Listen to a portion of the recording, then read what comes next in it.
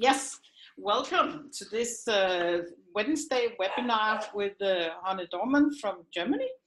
That I've been looking really much forward to being here with you, because we have a long history together, and I know you also have a long history with Denmark and have been here several times. So this is something we can develop through this talk. But Honne is just want to explain that the practical thing is that everybody who is listening here have a possibility of raising their hand if they want to ask a question, or you can write a question in writing, and we will follow along to see and answer. So please ask questions if you have any questions along the way or anything for Honne. He's here to support you, so be there for him. Otherwise, I will ask some questions along the way. So we hope we'll have a nice hour together here to talk about dance and how to produce and co-produce dance. And Honne, I just want to say, you have actually moved quite a lot up and are doing some very important work in Germany, and you're the director of the tanzmainz. Am I saying it correctly? Right. And the festival, you're also having a big festival there that you're the artistic director of. So I would, of course, love you to introduce that and tell me a little bit more about it, tell us a little bit more about how you're working and how you see the possibility of collaborating around dance in Europe today. Mm-hmm. So the word is yours. Thank you. Thank you, Susanne, for inviting me. It's my first webinar, so I find I'm learning. It's very interesting. And I see some of you participants I know, so maybe we can share anyway later experience. And probably you have also a lot of experience already in networking, of course. Most professionals have in this field. And perhaps I start telling a bit what I do and what I did. I took the position of a ballet director. I never danced at all. I think I'm a bit of a single case, or maybe very few others. Having been a journalist and presenter, but also cultural organizer, advisor, working a bit in politics. And then being a festival director for dance and theater. And someone having the trust to give me the position as a ballet director in Oldenburg, Markus Müller. And there was the head of a company of 10 dancers. And we had a big co-production experience with the theater in Bremen. And so we were two joint companies and two directors of these companies. Very extraordinary attempt. And since 2014, I'm in Mainz, in the State Theater. And here we have one of the largest contemporary dance companies in Germany, with 21 dancers currently, 22. And so we are doing just new work. This means we are not taking over pieces from other choreographers. Everything we present to our audience is made here in Mainz together with the dancers of tanzmainz. For me, something really crucial, important, to have the creative process from A to Z in the house and having the dancers involved, because it's not only a stronger commitment, but also a stronger factor of learning and developing, also giving, and this is also already an aspect of networking, giving the dancers the possibility to meet the choreographers and the team directly and to show their capabilities, but also their interest and their input. And we have had it's now the 11th year I'm in this position after Oldenburg and Mainz together. And of course, you worked in the same way in Oldenburg as you do in Mainz now, with just on an artistic director, or you don't have a choreographer, a permanent choreographer. Yeah. And when we moved from Oldenburg to Mainz, I could offer all the members from Oldenburg to join to Mainz, and almost everybody came. So we were like 12 out of 14 who arrived here in Mainz and started together, which helped, of course, enormously to speed up the whole process. And we took over this theater, which was formerly more a neoclassical company. And so we are trying to develop a broad and versatile approach to contemporary dance. And so working with choreographers like Sharon Ayal, Guy Weitzman, also Gina Dare and Maria Campos, Kun Augustin and Rosalba Torres. And it's a very broad range. This is what we want to achieve, to have dancers who are very versatile and can work in very different contexts and very different styles. So we really look for a good ballet technique, for good urban techniques, but also for the ability to talk on stage or to sing. And the most important is to be honest on stage and have really artists who understand themselves as artists and as, but also as team players. So it's the total opposite of a ballet company.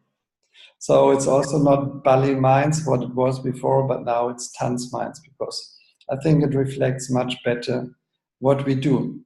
What we try to do is to be, of course, we have the obligation to be a state theater and repertory company. This means 3 new creations per season, because we have abonnenten and inscriptions, and one extra production for young audiences, because they are very important to us. And so this means already 4 creations. So what else can you do than perform them? So we are seeking for new forms of collaboration and networking. And how we work has a lot to do with my past. Coming from the independent field, I worked in the Kulturetage in Oldenburg. During the 90s, we presented Sascha Walz when she was still a student, or Wim van der Kebus when he was in these beginnings, and I learned the business from the scratch on, and I come very much from this idea of collective and flat hierarchies.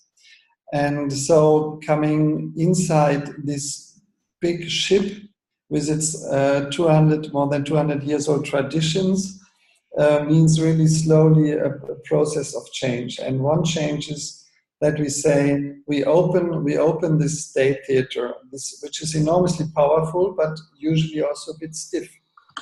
And so we open in terms of we touring, we have incoming choreographers, we have the festival, and we have a lot of participation projects going on. So really opening walls make us accessible. And opening walls and taking contact means also to network and to create possibilities for working, for being together with all kinds of different artists and people.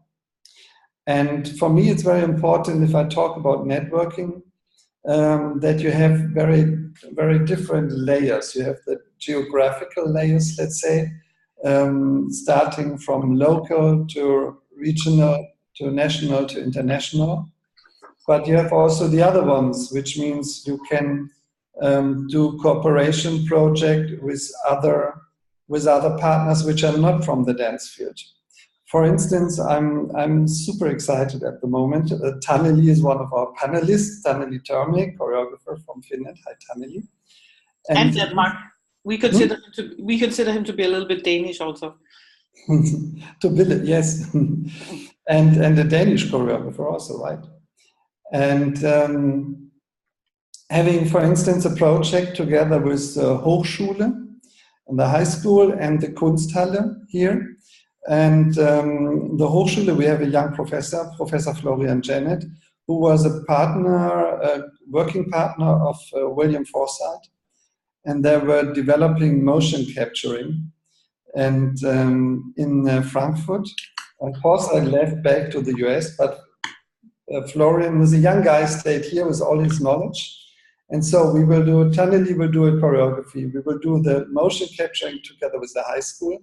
And out of this data we gain, and fine artists invited by the Kunsthalle will use the data to create an exhibition. One artist for each space, and we will dance within this exhibition to show the starting material. And you dancing also, or just the dancers? No, the dancers. We will, not we, they. And but just to show, this collaboration. All the partners are 500 meters from here,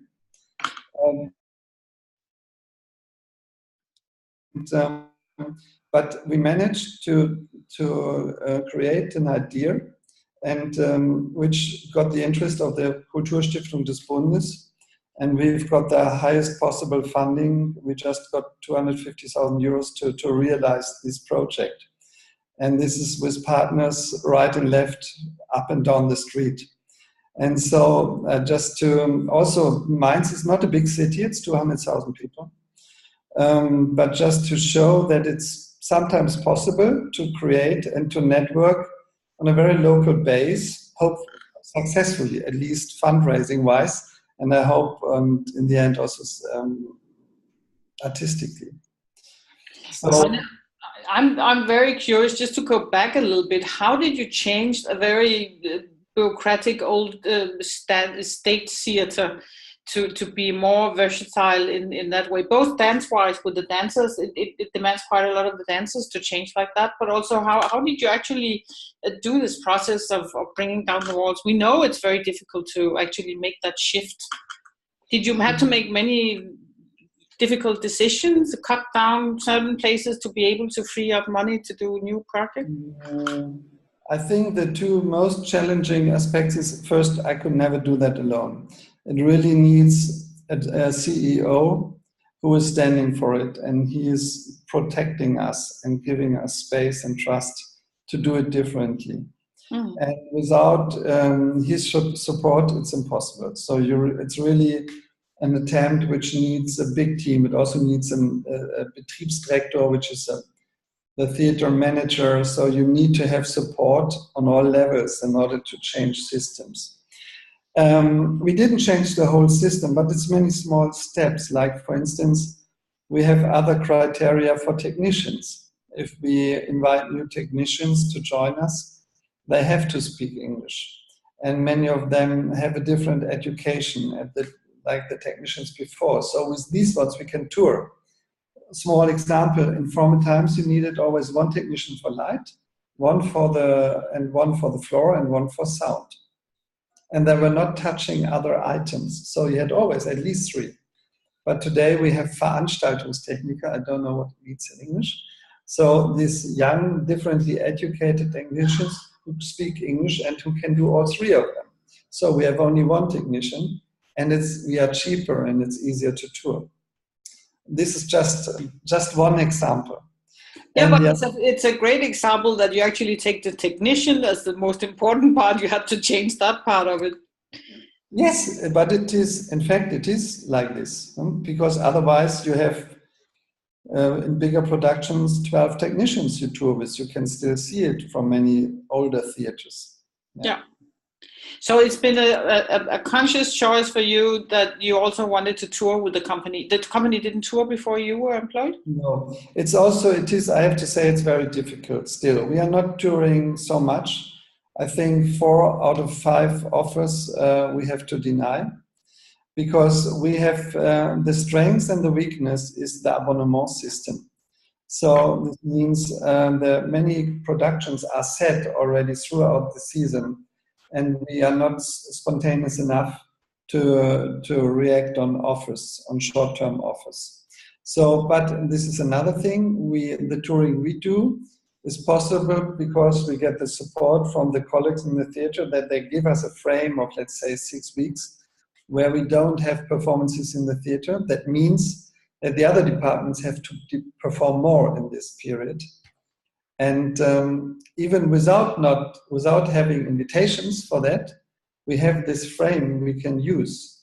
And this is also already something quite extraordinary. So this is maybe from the outside it sounds boring, from the inside it's a huge change. And it demands many of these changes to make you really flexible. I find it very important for the dancers to come out, to be visible, and to network means for me also to leave the house. And not only you leaving the house, but actually also the artist leaving the house and finding new connections. Yeah, it makes it, many people called it the third way, what we are doing, der dritte Weg. I think we are the only Staatstheater which is present in international festivals, or me as a spectator. So this is also, so if it's Aerowaves, for instance, or Ice Hot, there is at least, let's say, not more than a handful of representatives of state and city theaters, because it's not on their plate. They're acting locally. And I want us to act global and local, of course, both. But because this also enables us to open the mind for what's going on in the art scene, what's going on in different countries, how are other developments, where can we learn? And we are also inviting, we have every year a festival, which I find super important. And I think I might be more or less one of the 3 company directors in Germany who also have a contemporary international festival in their house. And I'm extremely grateful for that, because it helps us to gain audience, to introduce new languages. And we introduce artists who influence us in our way of thinking and working. And so this is our connection to the international environment. And we have very often, we have also choreographers, we meet there for the first time, and we see how it is to work with them, and then we invite them to work with our company. So we work also with guys, with Taneli, who was a former dancer of us, or many dancers or choreographers who firstly appeared in the Aerowaves context. They were usually touring and producing in a totally different way. We are very often the first ones to invite them into a state theater and to teach them how a state theater works, because it's something you have to learn. It's like a big lorry you have to learn to drive. And on the other hand, we get this freshness and this different thinking, and which helps us to create in a new way. And so many of the guests of our festival, choreographers, became choreographers for tanzmainz, or earlier for Honne. So what you're saying is start with the Aerowaves. So are you the official Aerowaves partner in Germany? No, I'm not. But I'm there every year. And we are every year at least having 3 of the Aerowaves 20 in our theater. So you're an unofficial partner of Aerowaves. Yes. So that's a beginning point for young choreographers. Go and get into Aerowaves, because then you get the attention, and then get invited to the. So if you find choreographer, it's a good way. You test them by inviting them to the festival, see their work and how they work with you, and then you progress like that. Yeah, do you also start with younger, because a lot of the choreographers, most of the choreographers within the modern dance area is working with smaller groups of dancers than the 22 that you have. So that's also a big leap. Do you just put them out into choreographing for 22 people? No, there you really got the point. It's difficult. It's very difficult. I mean, the master example for me is Gina De and Maria Campos. It's a success story. It's not always that successful, but this is how it could be. Gina De and Maria Campos, maybe some of you guys know them. They are younger choreographers based in Barcelona. He's Lebanese, she's Spain. And they were very successful with trios and quartets and a quintet. Time Takes Time was a lot touring piece.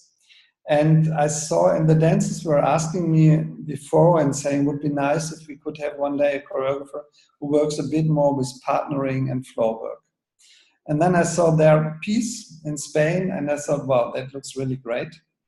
And I could invite them to work with 11 dancers, first time ever, in a state theater. State theater means also you have unions, you have production times, you have interruptions in rehearsals, because suddenly they disappear and perform for 5 days another piece and come back tired and from a different planet. So this is not how you produce in the free scene usually. This is something. Then they have an assistant.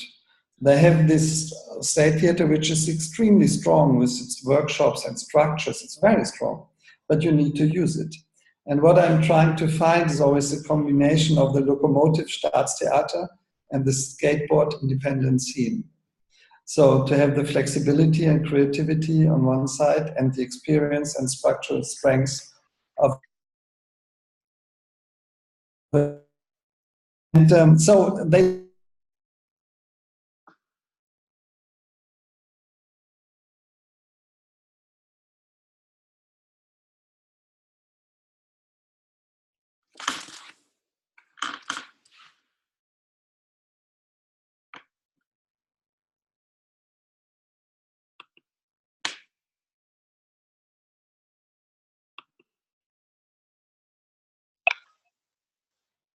with young makers we are bringing in.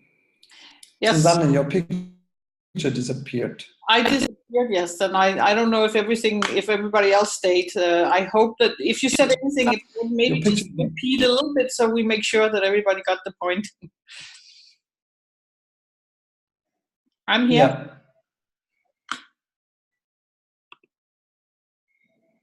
So, Honne, I'm here. You can continue.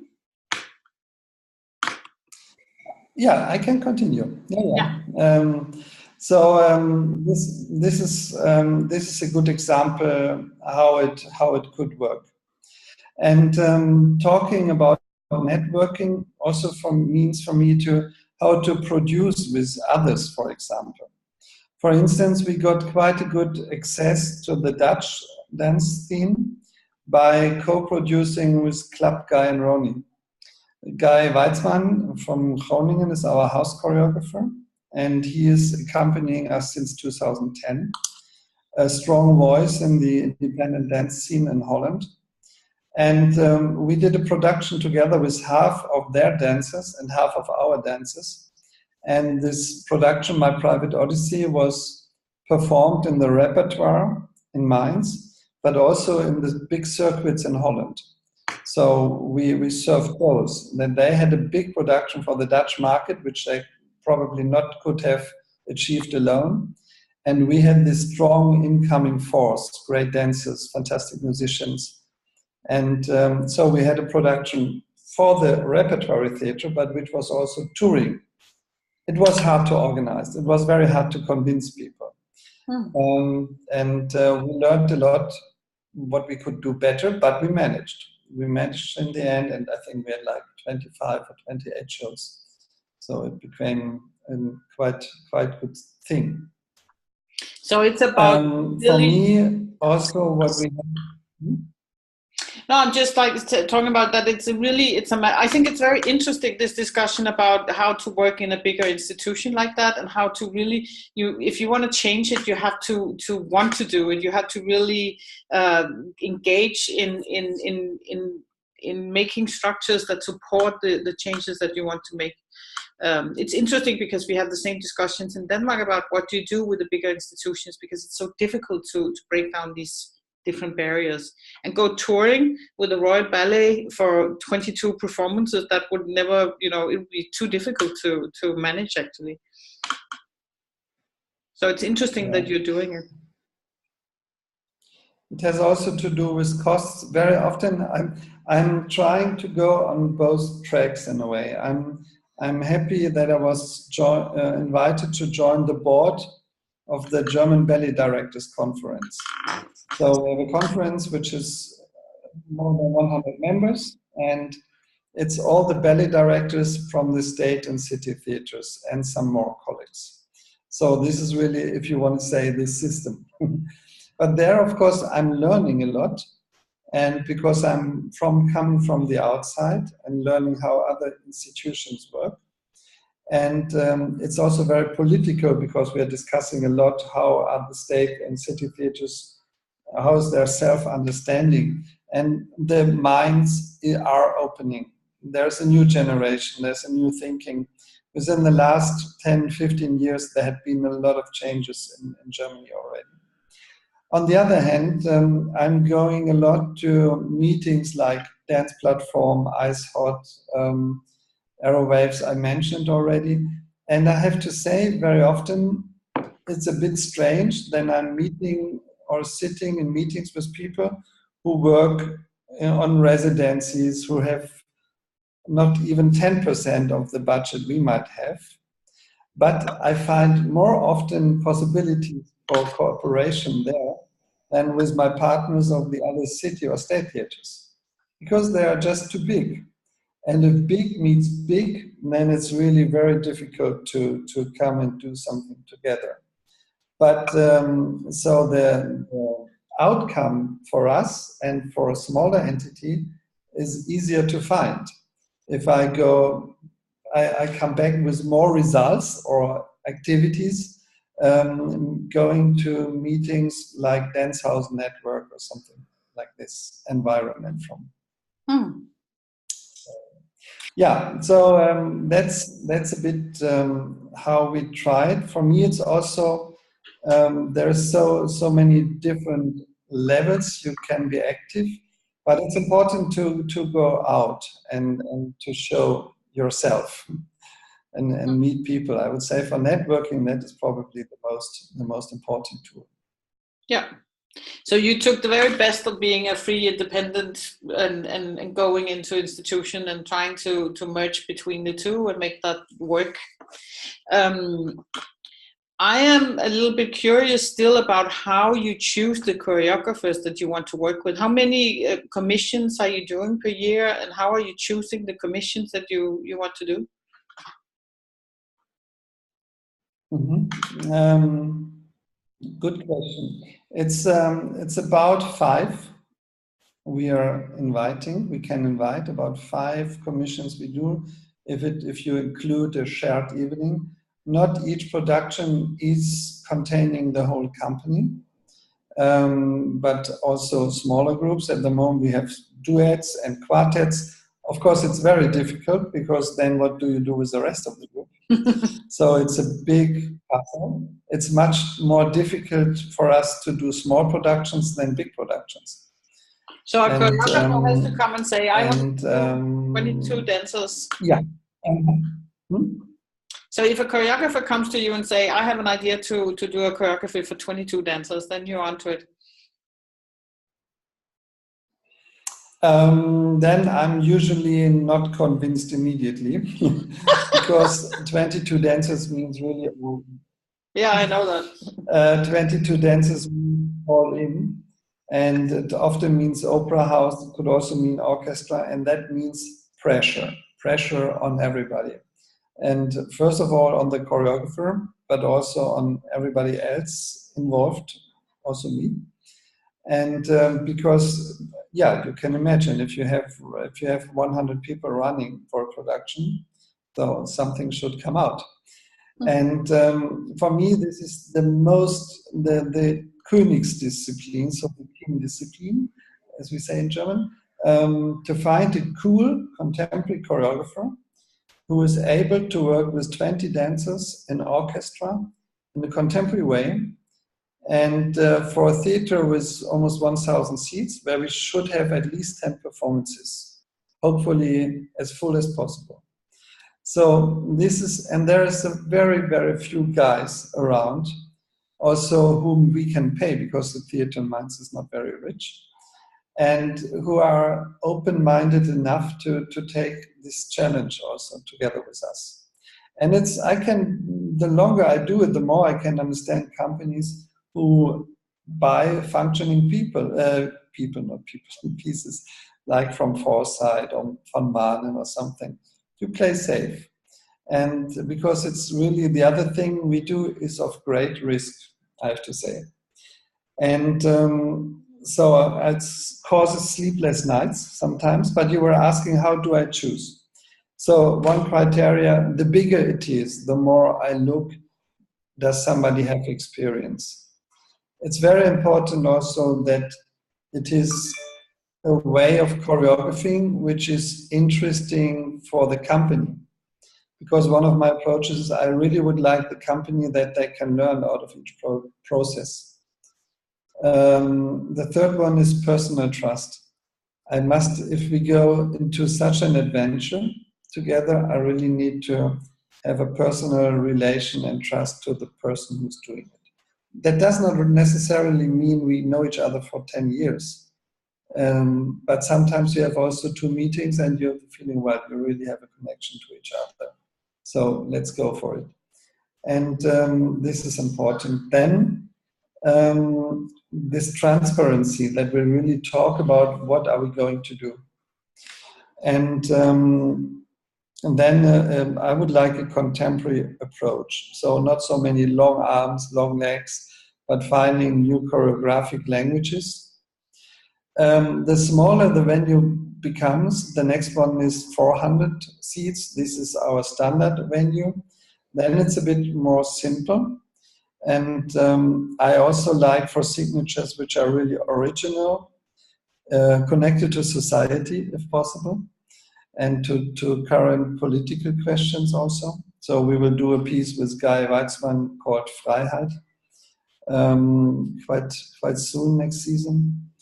And then we have the studio. The studio is totally relaxed because there we can experiment all kinds of risks. So, and then we have one productions where we really look for someone who's doing contemporary dance for children in a good way. So, yeah, so this is maybe, and then of course this is, I would say, one half is really old connections and working connections we continue, and other ones are new inputs. I try to find a good mixture of risks, of taking risks.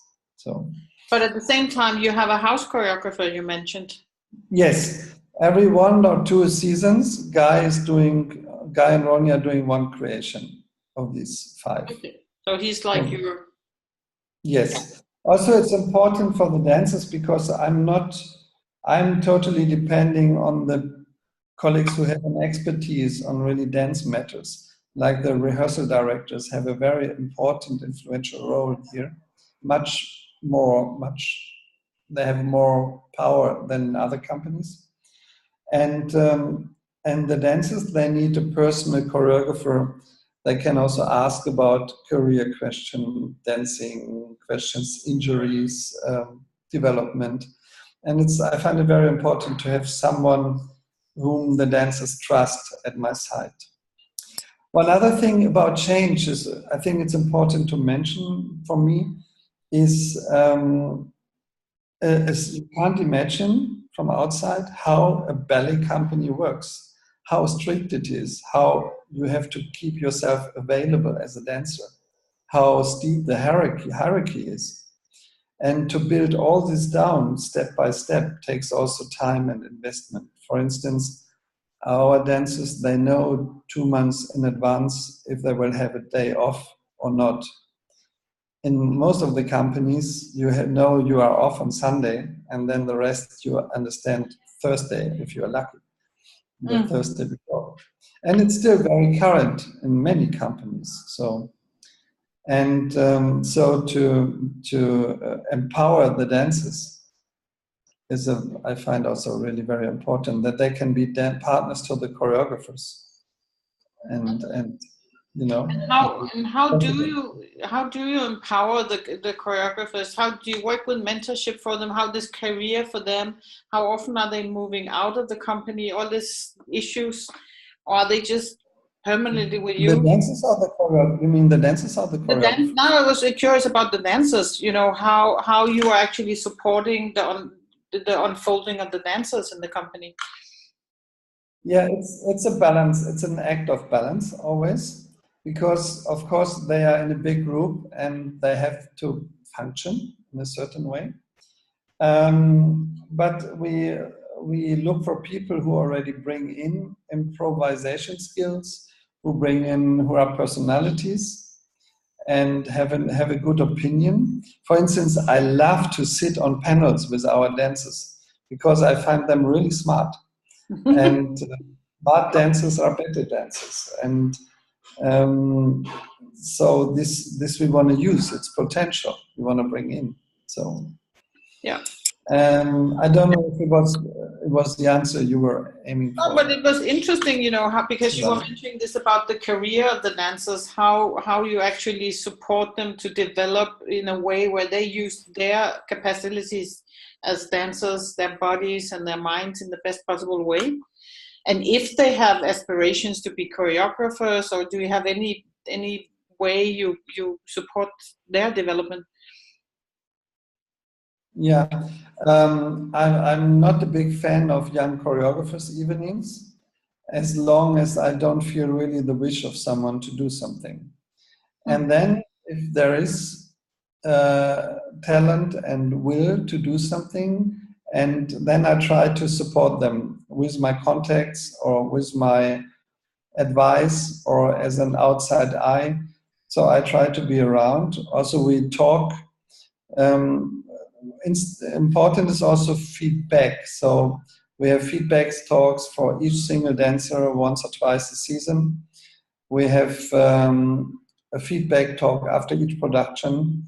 We just invented a new tool which is called Bergfest, half-term talks within the production without the choreographer, that we have a feedback of the dancers to the process and can still react. We are still learning. It's all not perfect, but so we are trying to enable them more and more to understand what is tanzmainz idea as a whole and to stand for it, because this is my ideal, that each of the dancers is really an ambassador of this idea of doing it differently. Yeah. But that also, when you employ smart dancers like that, they must also may sometimes want to go out and do their own work, or work with different other choreographers. That happens. I would say on average, a dancer stays for 5 years. And I wish it would be longer, honestly, but it has different reasons. One of them is that they are really artists and many of them are not. I think no one is going to another repertory company when they leave from here. I take this hopefully as a good sign, not as a bad one. But they are doing their own projects, they study, or they work freelance. So this you can see. And I think they leave after 5 years because it's extremely demanding here. Because you have another monster standing in front of you every 3 months and asking for 120%. And you must be really ready for it. And they must really give a lot. And of course, life is a bit easier if you focus on one style and one direction at a certain moment. But to jump from Sharon Ayal to Gina Dare, which is almost very artistic, circensic, and Sharon, which is very much ballet technique, it's universes. And you have to jump between these different universes. They might also do it in other companies. I don't know how they do it. I think in Gothenburg, for instance, or in NDT, they also have these jumps between different styles. But I think here they're even more extreme. We just did a piece where they were all performing solos in installations, more as actors. And they developed the installation projects themselves within the frame of a creation of carreer. So. I thought that was an interesting point to watch. If you really want to keep an ensemble, it's actually a bit difficult if you change style and have the artistic ambitions that you have. There's a balance there that you have to attend to. Yeah, it's not always easy for us, because you have strong people and they want something and they discuss and they fight and with each other, with us. But once we have talked and we are on the same line, then we are really strong. Yeah. Because then it's not a director and the dancers, because then it's really a group. But do they ever come with suggestions to who they want to work with? Yes, once in a while I get a list. And get a list.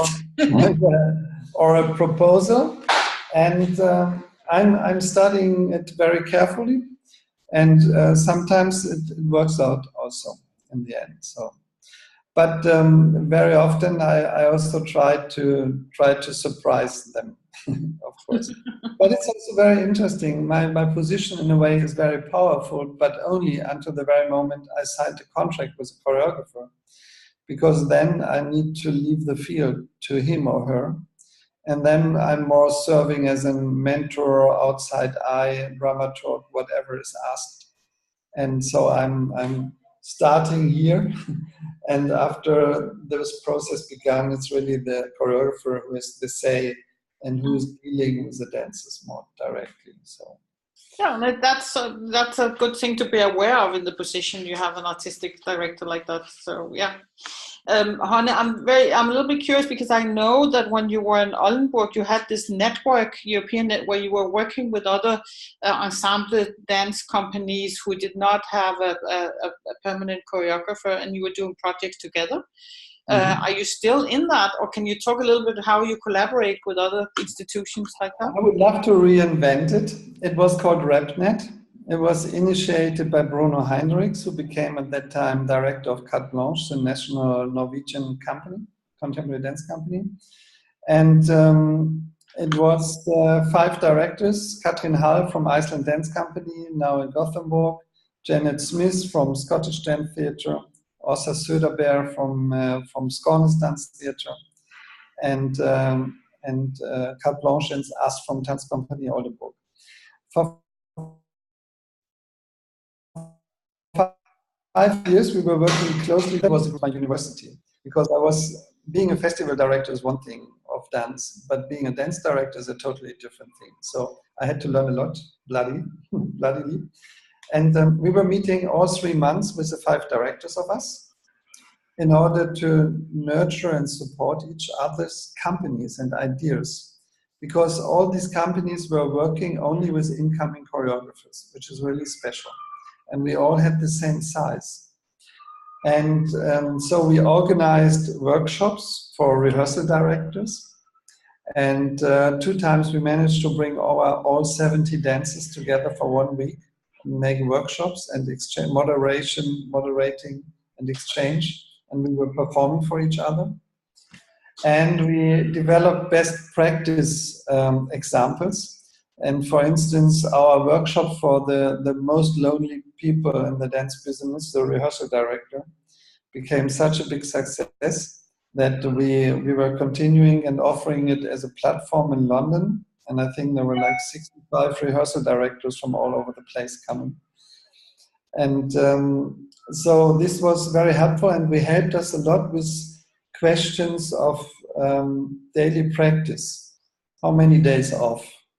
How's the rehearsal schedule? Which platform? How you deal with pregnant dancers? So all these little details, which needs to be clear to be able to have a good governance in the company. And we were helping each other, even being concurrents in the international field, but we were helping us with our contacts. And we got a lot of attention politically, but also from the arts field and from dancers for this kind of networking. That was very special one. And then, of course, that's life. 4 of these 5 are in different positions today. So, and then we came to a natural end. But it was, I think, a strong force for the development of these 5 companies also. But you also commissioned choreographers to work with all the companies, right? Not with all of them, but there were already before a few similarities. But then, of course, we started to know choreographers by each other. For instance, Sharon Ayal, I met the first time in Bergen. And she became a very important choreographer for us. And so we introduced choreographers to each other. And as our structures and artistic ideas were quite similar, it was almost a very natural way to share choreographers and to recommend them from one place to the other. And did you even better in a structure like that support new upcoming talent? At that time, less than today, actually. The choreographers from the north we were working with were more renowned. Like we gave commissions to Ina Kristel Johannessen, Ingrid Björnsgård, and Tero Saarinen from Finland. Oh. So these were the Nordic choreographers. They are the better known. But it had to do with that we today can also work with smaller units. As a group is bigger in total, you can more often work also in smaller units. And there the risk is smaller. And So I think we're taking more risks today. Oh. And what I have to say, because it's really important to mention that taking the risk was really paying out. We have more audience than ever. And but it has a lot to do with networking within the city and the region, with other institutions to build trust on your artistic way.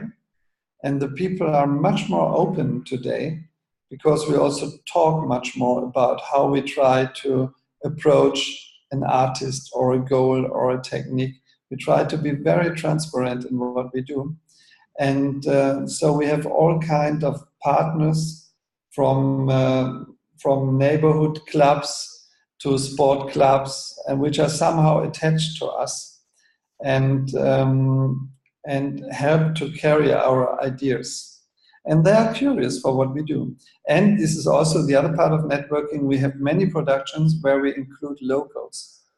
And this really for artistic reasons. Like we had the most famous jazz band as a wedding band in one of the pieces of Kuhn Augustine. Or in another piece, we had a local Tai Chi group or something like this. And they are friends for life in a way. So they're helping us a lot to be accepted in this new way. And that goes, so I'm just curious also, when you do the festival, is that then in different places in the city or mainly at your theater? Yeah, we try to. So we are very, it's really a gift that we are allowed to use all venues of the theater. For 10 days, we have all venues, and everyone in the theater is only working for the festival. And this is a strong force. And we try to go out. One example I can give is like the dance walk. I developed a project called Dance Walk where we go through the city with spectators, and we have semi-professionals and professionals and amateurs who are just discovered in this dance walk. Like suddenly a window is opening, somebody's dancing there. We discover someone on the roof, and then I'm telling about their work and how we collaborate together. So, and it's like Inszenierung, it's like a walking piece in the neighborhood. And so this every year involves many locals also, and also from the dance field. So, and the clue is always it's 25 visitors, but 100 performers. So 100 people are performing for 25. Oh my God. But it sounds wonderful. It's a really good way to communicate about what you're doing and getting visibility in the city. So yeah. So if you really want to change something, you need to network in your own place. I think this is important. So network, but it's a lot of effort. You have to network a lot and make a lot of collaborations locally, but then also internationally within the dance world, but out of the dance world. So it's a busy job. Yeah, it's a planner. It's a busy job. Yeah, and of course it's helpful that I'm doing it for a bit longer. But I'm not doing it alone. That is also important. And but I think what I learned is that it's not useful only to think in the dance box. You know, if you have a start-up as a choreographer or in the dance field, and because the funding bodies and the residencies, that's easy. Everyone is going on it. But if you have collaborations, for instance, with a garden festival, and it can be sometimes wonderful opportunities that you create for them. And so this crisscross co-producing in other departments with other genres, I find very often more successful and fruitful even.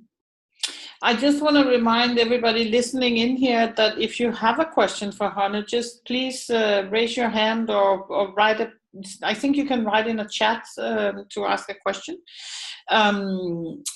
But otherwise, Honne, I thought maybe we could use the last 8 minutes we have here to see how do you see the development of dance in Europe and globally. Where interesting things going on? What is happening in international and in Germany, for that sake? Big question for 8 minutes. I know, but you do it so well. Maybe my answer is very short. No, I don't know. What I see is that, first of all, many of the tankers, if I look back, like the structure we have in Germany, but also in other countries, is slowly opening up. So this is an advantage and a chance. But that's a slow process. On the other hand, I see that the producing is much more fluent and international and faster. And there's also that the gap, at least here, between the independent scene and the repertory scene is getting closer and closer. And because there's so many, you have many more dancers in the field. There are many more dancers well educated than they are needed in the theaters in these fixed positions. So this old system is anyway not working anymore. And so what I see is that many people work and create and develop and invent, but also with very little means. There's still very little money in the field. But also I see that more and more people are finding niches. Like a good example is Sylvain Groux. Perhaps some of you know him. It's a French choreographer. And somehow he found a little venue in a hospital. And so he has a dance company and a venue in a hospital. And he is creating for the patients of the hospital, but also with them. And he is developing a whole new form. And he was seeking and finding other choreographers working in likewise institutions. And so this is what I already addressed, that many dancers go into find new niches to work with old people or in hospitals. Or we have this, at least in Germany, but probably also in the Nordic countries, fast development in creating dance for children, even for smallest children, 1 and 2 and 3 years old. So, and this is clearly a development I see. But what I also see that in the market, as there is so many production, it's like in football. So you have the majors like the Akram Khans and the Hofer Schechters, and they are very expensive and they are everywhere, and you need them as headliners to make festivals work. And for the other ones, it's more difficult to get these big jobs, the big stages. And on the other hand, it's contradictory, because on the other hand, it's very difficult to produce something which fills a big stage. I was guest curator for the Theater am Pfalzbau in Ludwigshafen, 1,300 seats.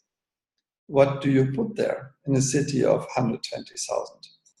And if you want to work contemporary. So you always come back to the same big names. And so the market is quite divided, I would say. So the big headliners, they're getting more and more powerful and more known and more rich in a way. And then there's a grab, and then there's a broad field of exploring and innovative new dance fields.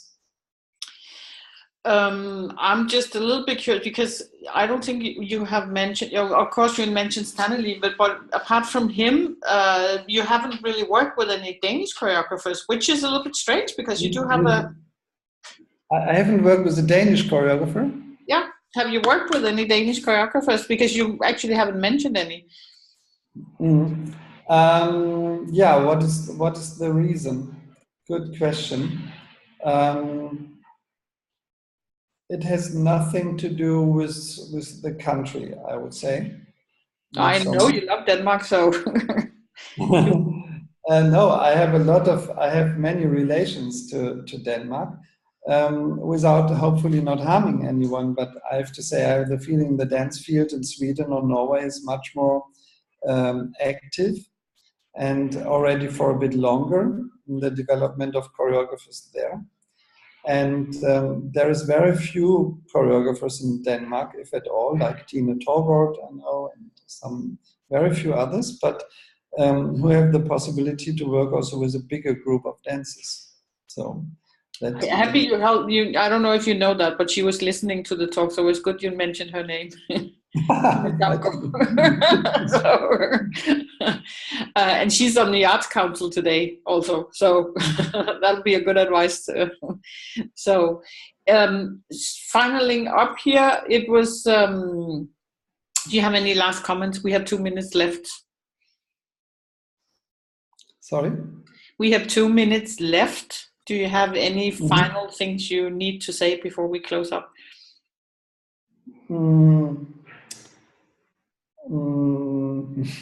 Maybe don't be afraid.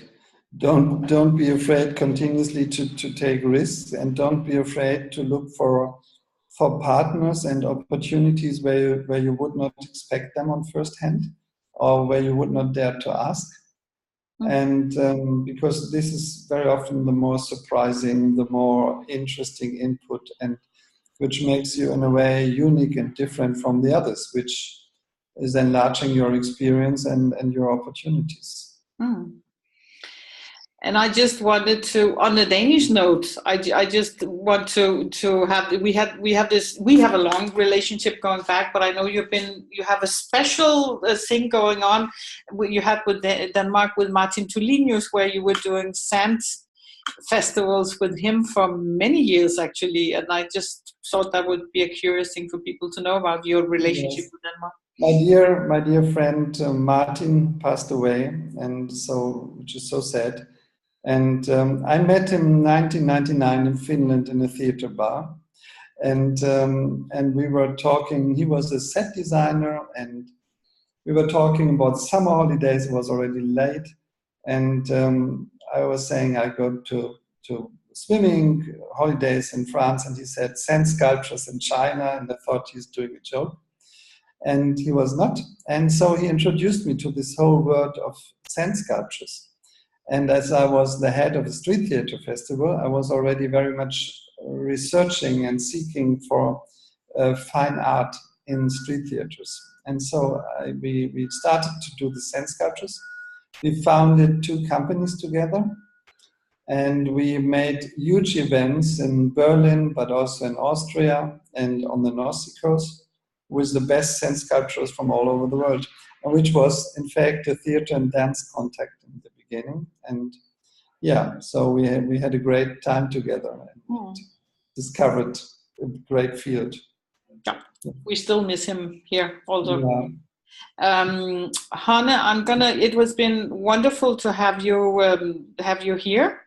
And I just want to say to the people listening to this that actually Honne and I are starting a little bit of a collaboration to see if we can enlarge this mentorship for artists. So Honne will be coming. I'm organizing a program here this fall, which starts here at Birka with a workshop on the 27th to 29th of September, where Honne, unfortunately enough, is going to come and be a part of it and be able to coach the participants more directly in using his whole spectrum of network within the dance field. So I'm looking very much forward to us doing that together.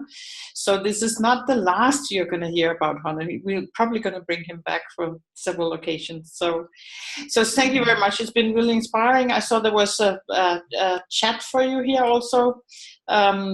Different people writing back here to thank you for your work and what you've done. Should we see here what we're listening up?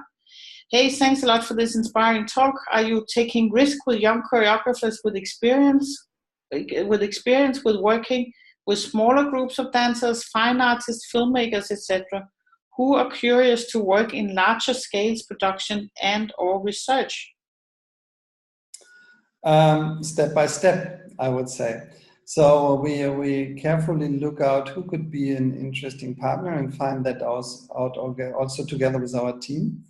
And then we usually do the next step together to go to a bigger production. So this is how it was working so far mostly. Like with Taneli, we started to do a duet and a half an evening or 20 minutes. And now he's doing a full creation with 6. So this is the way how we try to evolve and build up together. There's also from Tina Tapgaard, by the way, thanks for sharing thoughts and experience, very inspiring.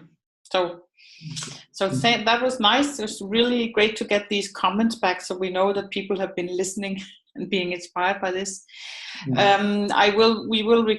have recorded this, and I will send it to everybody who has signed up for the webinar, and you will get the recording also. So thank you, dear Honne. It was very nice and inspiring to spend this hour with you. So talk to you. Bye bye.